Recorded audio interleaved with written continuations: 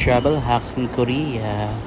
So dahil super aga namin dumating sa Korea at 3 p.m. pa ang check-in namin sa hotel, na-discover ko na pwede pa na maglagay ng mga maleta sa mga storage locker na matatagpuan sa mga train station.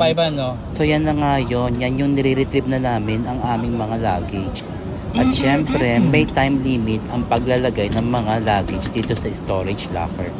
Pero safe naman, at least na-maximize namin ng aming pamamasyal sa Korea nang wala masyadong iniintindi at daladalang mga luggages.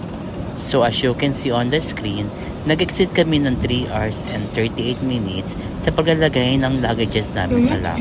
At may additional pay kami na 1,600 won or mga approximately 70 pesos. Iba't iba nga pala ang size ng storage locker. May para sa malalaking maleta at mayroon rin naman para sa mga hand carry. Ayan, may sukli pa ako.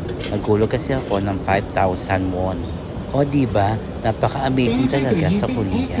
Kaya ano pang hinihintay nyo? Pasyal na sa Land of the Oppa, South Korea.